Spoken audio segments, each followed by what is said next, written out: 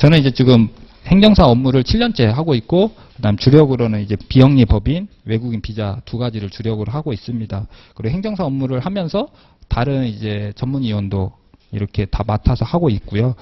지금 내용은 한번 행정사 시험 점수 분석을 하려고 하고, 그다음에 기출문제 어떻게 나왔는지 공부 방법 일정 이렇게 안내 드리도록 하겠습니다. 지금 행정사 시험을 아마 대략 알고 거의 다 계실 것 같은데, 여기는 좀 자료가 없는 것 같습니다. 그쵸? 네, 없는 것 같아요. 그러면 20년도에 1차생 기준으로 했을 때 한 3,000명이었다라고 하면, 특히 이제 급격하게 늘어나는 게 23년도 예, 한 6,000명 정도. 그리고 올해는 8,200명 정도. 이 숫자는 일반 그냥 번역, 회사 다 합친 숫자입니다. 그래서 8,200명 정도. 그리고 이게 홀수에 많이 수험생이 늘다 보니까 지금 26년, 27년도는 10,000명까지 넘을 것 같기는 해요. 그분들이 수험을 더 이상 안 하지 않는 이상은 계속 남아있게 되기 때문에 계속 넘어올 수는 있더라고요. 그래서 지금 이게 예전에 노무사 시험을 기준을 했을 때 노무사 시험 수험 숫자가 한 5년 정도 차이가 있었는데, 지금은 노무사 시험에 한 12,000명 수험생이 많습니다. 근데 이제 저희가 점점 노무사처럼, 왜냐하면 노무사 업무의 일정 부분을 저희가 할 수가 있어요. 그러다 보니까 점점 이제 수험생이 더 많아지고, 특히 이제 공인중개사가 할 수 없는 권리금계약서까지 또 할 수 있다 보니까 훨씬 더 많이 행정사에 관심을 가지시는 것 같더라고요. 그래서 숫자를 이렇게 다 대입했더니 여기는 1차 시험 이렇게 숫자가 빠르게 늘어나고 있고, 근데 어느 순간 되면 이제 늘어나는 숫자가 좀 줄어들거나 주춤할 거라고 보고 있고요. 그 다음에 2차, 결국 2차죠. 1차보다는. 그랬을 때 2차 인원이 지금 현재 행정사 합격 인원은 300명입니다. 300명.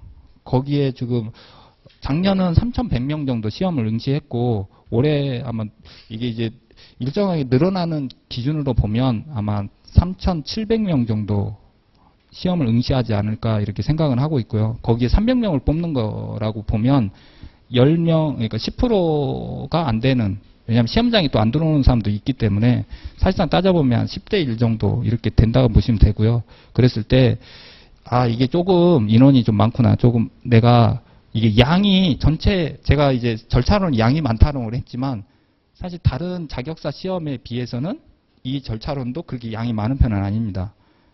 이거는 제가 정확하게 얘기를 알려드릴 수 있는 게, 제가 행정사 공부를 하기 전에 다른 시험을 한 4개, 5개를 원래 많이 쳐봤습니다. 그래서 다른 시험을 많이 해봤을 때 우리 행정사 시험이 그렇게 시험 양은 많지는 않습니다. 그래서 동차생도 합격할 수 있다는 얘기를 많이 드리는 이유가 그거예요. 그래서 양이 많지 않기 때문에 의외로 짧은 기간 내내 훨씬 더 효과적으로 공부 방법만 익히면 가능하니까요. 그래서 이 정도 추이를 보시면 되고, 거기에 이제 이 정도 보시면 되고, 그러면 1차에 대한 숫자를 봤다면 거기 2차는 이제 올해는 한 3,700명 정도. 실제 지금 7월 28일 날 시험 접수입니다.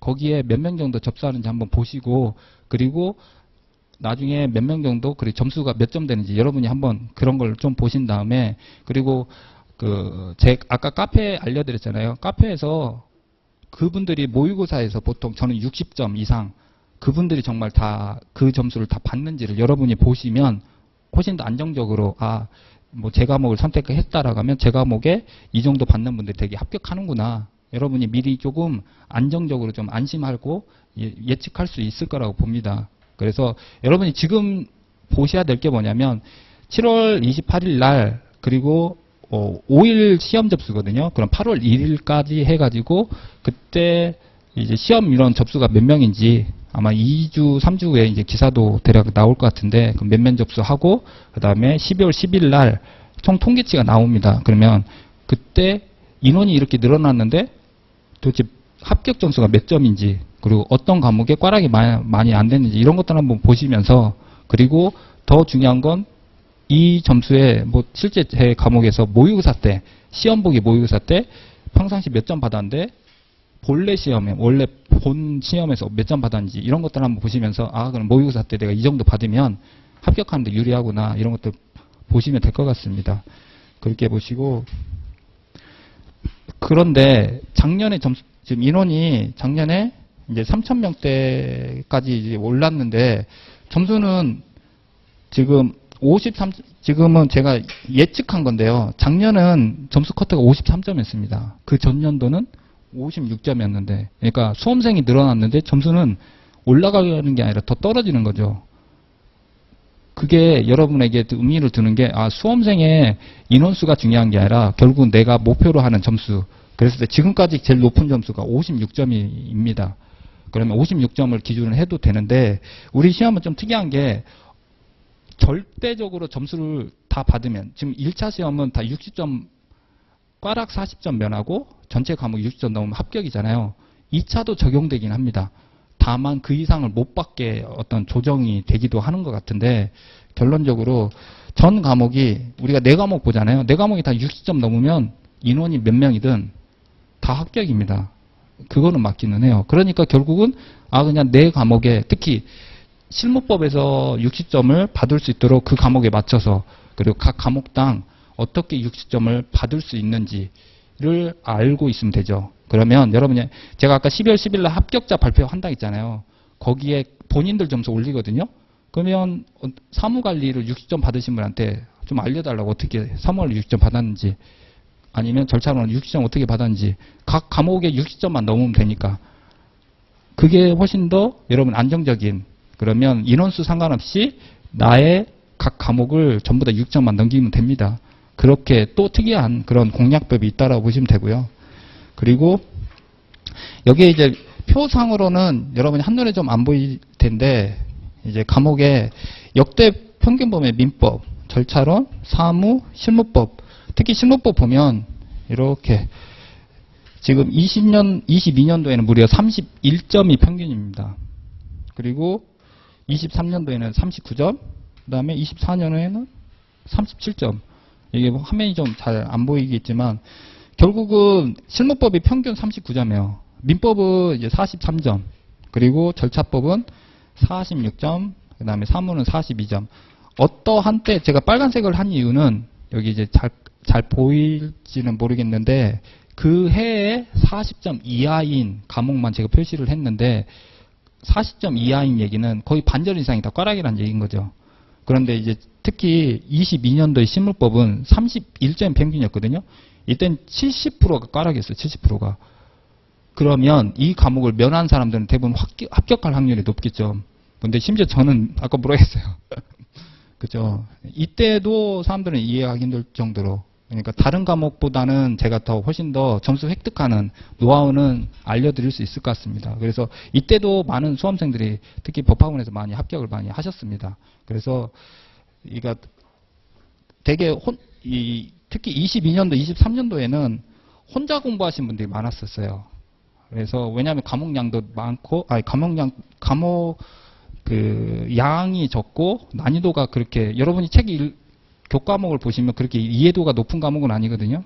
그래서 혼자서도 가능할 거라고 보아서, 특히 실무법은 난이도가 높다 했잖아요.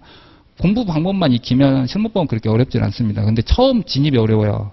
특히 비송사건 절차법이라고 해서 전혀 생소한 과목이 좀 있다 보니까 그 과목이 총 5문제 중에 비송사건 절차법이 2문제를 내는데 거기에 거의 접근을 거의 못 하시더라고요. 그러다 보니까 다른 과목에서, 전체 과목에서 이제 40점 이하로 좀 나오는 것 같더라고요. 그래서 여러분이 결국은 특정 과목을, 그리고 특히 이에 대해서 자신 있게, 그리고 그에 대한 여러분이 나중에 12월 10일 날 합격하신 분들 얘기를 들어보시고 판단하시면 될 것 같고요.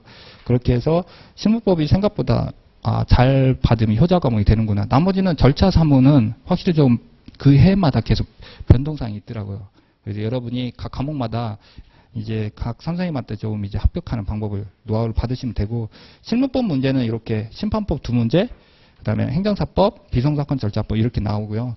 심판법은 사례로 나옵니다. 사례로 나오다 보니까 정확하게 논점을 찾아야 점수 획득이 되고요. 나머지 행정사법과 비송사건은 단문이라 해서 양을 많이 쓰면 쓸수록 점수를 획득합니다. 근데 양을 많이 쓰면 시간이 다른 과목이 덜 쓰게 되잖아요. 그러다 보니까 약간 뭔가 논리적으로 안 맞는 거지. 양을 많이 써야 되는데 시간은 정해져 있잖아요. 그러니까 결국 암기를 해야 돼요. 암기를 하면 시간 안에 좀 더 써질 수는 있습니다. 그래서 행정사법은 그러니까 거의 대부분 다 암기를 많이 잘 하시더라고요. 그래서 이런 것들이 특히 전략 과목으로 전략 문제로 보시면 되고요.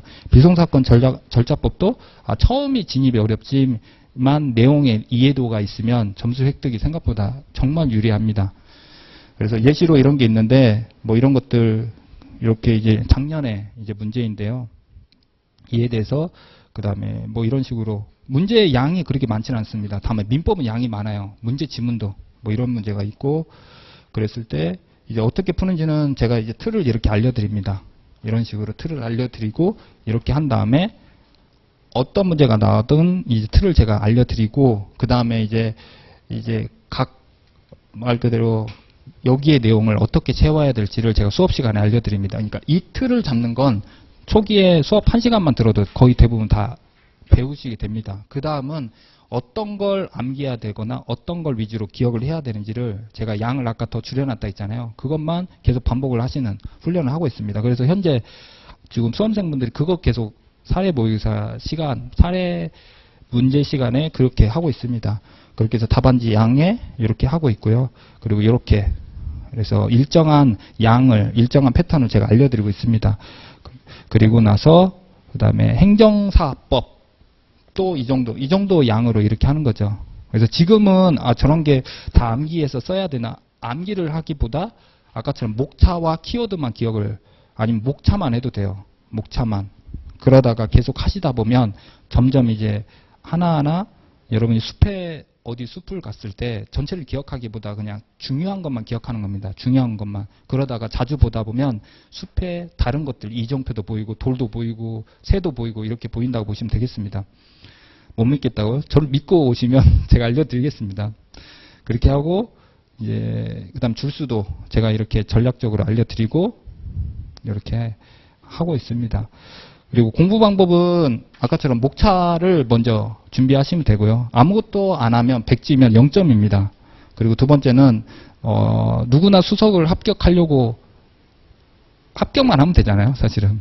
그래서 이제 전체를 다 암기하려고 하기보다 그냥 조금만 써도 됩니다. 그래서 지금 저희 사례 모의고사 시간에는 아까 합격 작량 53점이잖아요. 제가 54점 모의고사 받으신 분도 공유해드리고 있습니다. 그랬더니 되게 자신만만하니까 자신 있어 하더라고요. 이 정도가 54점이네라고 하면. 그래서 이제 수석 합격이 아닌 가장 최선의 점수로 합격할 수 있도록 그런 전략을 하시면 암기 부담도 덜하고요. 그 다음에 강의하는 틀을 잡아드리고 사례도 문제를 암기해야 됩니다. 그래서 사례 문제도 미리미리 준비하고 그다음 나머지는 양이 그렇게 많지 않기 때문에 저는 찍어서 하기보다 전체를 총 이해하는 방식으로 하고요. 공부는 꾸준히만 하시면 이게 특히 논술 과목은 조금만 지나면 머릿속에 다 날아가다 보니까 이걸 꾸준히 하시는 게 그래서 내년에는 이제 시험 날짜가 언제일지 모르겠지만 여러분이 시작을 하고 준비를 했을 때 그리고 천천히 그래서 마라톤하고 내년에 이제 9월쯤 아니면 10월 초에 시험 날짜가 잡히면 그때를 기준으로 여러분이 이제 스케줄을 여러분 일정을 잘 잡으시면 되겠습니다. 강의 일정은 아마 이제 저희 이제 차장님이 전달해 줄 텐데 기본 강의는 이제 2차 기준으로 해요. 기본 강의는 11월부터 12회로 진행이 되고 심화 강의는 내년 2월부터 진행을 하는데 기본을 듣던 심화를 듣던 저는 내용이 똑같습니다. 같은 내용을 다시 알려드린다고 보시면 되고요. 그리고 이제 나머지 이제 지금 하고 있는 내년 1차 합격을 하고 2차를 듣는 사례 모의고사가 8회 진행을 하는데 이거 이제 올해 기준으로 했을 때 그러면 이때부터 답안지를 바로 써야 되니까 결국은 여러분이 이론을 듣는 거는 이때밖에 없어요. 그리고 기본 강의로 이론을 들으면 11월에 올해 11월에 강의 듣고 반복해서 또 듣고 계속 반복하다가 그리고 답안지 쓰는 걸 연습을 해드립니다. 이때는 강의 내용은 똑같지만 이때는 답안 쓰는 거 연습을 하고 그리고 넘어오니까 그나마 훨씬 더 낫더라고요. 그리고 여기는 주제를 미리 알려드립니다. 그래서 미리 어떤 걸 써야 될지 암기를 해오고 그리고 실전 모의고사는 아예 안 알려주고 시험장하고 똑같이 연습을 그렇게 하는 방식으로 하고 있고요. 8번에 이제 수업 시간이지만 시험은 7번. 첫날은 OT, 그리고 실전 모의고사는 시험 일자에 따라서 5번에서 6번 정도 모의고사 이렇게 보신다라고 보시면 되겠습니다. 그리고 올해 기준이라서 내년에는 약간 이제 바뀔 것 같다라고 보시면 될 것 같습니다. 그리고 교재랑 이런 거는 이렇게 저는 이제 색깔로 이렇게 구분을 하고 기본서, 그 다음에 사례 문제집, 그리고 이거는 이제 답안지에 쓸 수 있는 조금 요약된 그런 책을 이렇게 하고 있습니다. 이렇게 기본서로 이렇게 하고 있고요. 그리고 뭐 사비연필, 그 다음에 형광펜 이런 걸 해가지고 2차 만에 약간의 준비물이 좀 다르다라고 보시면 되겠습니다. 그리고 동영상 보시는 분은 이렇게 QR코드를 한 번 더 하셔서 다시 한 번 더 들어오시면 되고요. 그리고 14회, 여러분은 14회 합격을 위해서 저랑 함께 하시면 되겠습니다. 이것으로 마치고요. 여러분이 이제 내년에 준비를 위해서 오셨잖아요. 그리고 이제 커리큘럼 한번 들어보신 다음에 그리고 어떤 선택을 하냐에 따라 여러분의 인생이 바뀔 수 있다라고 말씀드릴 수 있을 것 같습니다. 오셔서 감사합니다. 감사합니다.